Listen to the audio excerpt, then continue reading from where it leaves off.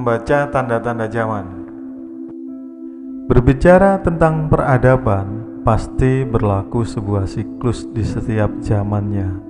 Ada kondisi gelap dan ada kondisi terang. Semua tak lepas dari skenario dan hukum Sang Pencipta.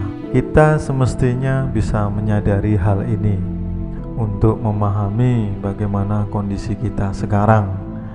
Apakah dalam kondisi malam atau siang? Karena di poin inilah sangat menentukan aktivitas kita harus seperti bagaimana dan seperti apa. Seperti Jongko Joyoboyo yang umum dipahami. Zaman ini zaman edan, sing ora edan ora keduman. Nanging sak bejo-bejone wong edan isih luwih bejo wong kang eling lan waspada. Akan datang saatnya zaman edan. Orang yang tidak ikut edan-edanan tidak akan mendapatkan bagian. Namun sebesar apapun untungnya orang edan, masih lebih untung orang yang sadar dan waspada. Bangsa Nusantara merupakan bangsa yang memiliki latar belakang sejarah yang kuat. Banyak leluhur hebat yang mampu membaca kondisi bangsa dalam sebuah kejayaan atau dalam kondisi keterpurukan.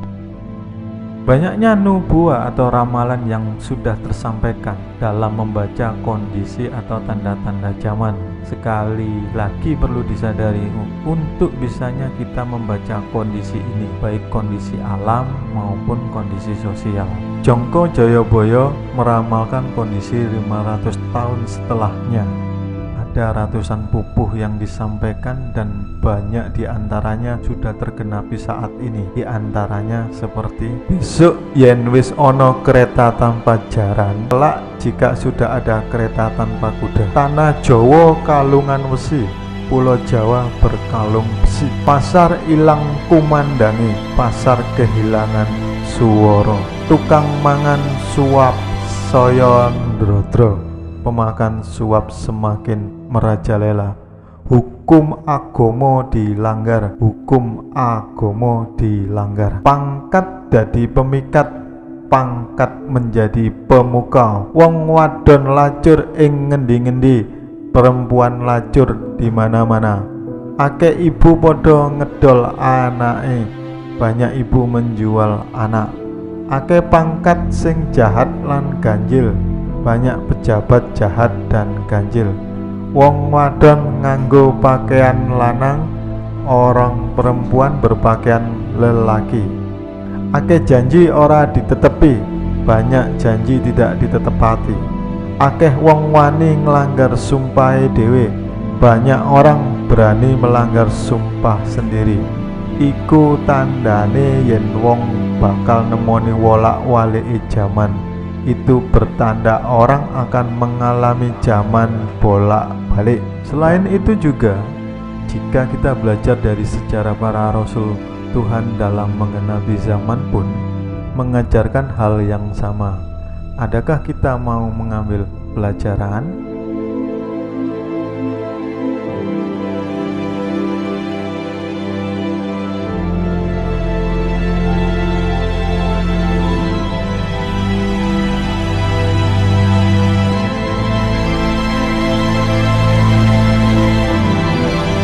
Lalu, sudah siapkah diri kita untuk menerima kenyataan dalam memahami kondisi hari ini?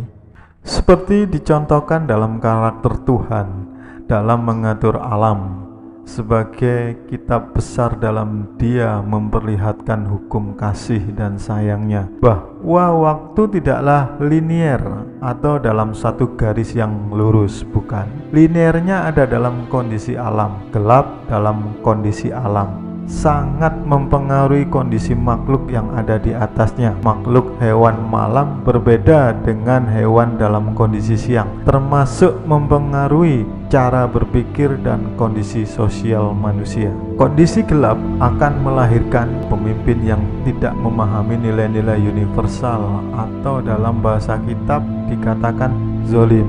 Adanya perzinahan ideologi berakibat pada kehancuran tatanan kehidupan di masyarakat yang berimbas pada imperialisme bangsa-bangsa. Malam tidak akan selamanya malam.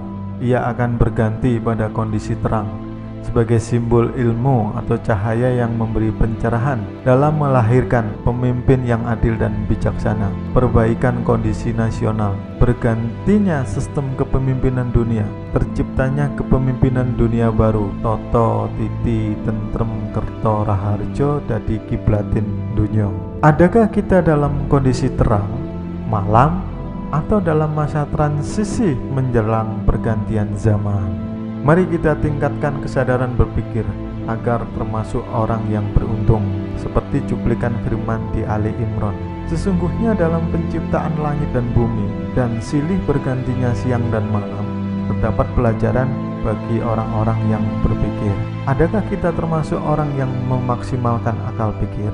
Ali Imran ayat 103. Dan berpegang teguhlah kamu semuanya pada tali agama Tuhan, dan janganlah kamu bercerai-berai, dan ingatlah nikmat Tuhan kepadamu kepada kamu dahulu, masa jahiliyah bermusuhan, lalu Tuhan mempersatukan hatimu, sehingga dengan karunia-Nya kamu menjadi bersaudara. Sedangkan ketika itu kamu berada di tepi jurang neraka, lalu Tuhan menyelamatkan kamu dari sana. Demikianlah Tuhan menerangkan ayat-ayat-Nya kepadamu agar kamu mendapatkan petunjuk.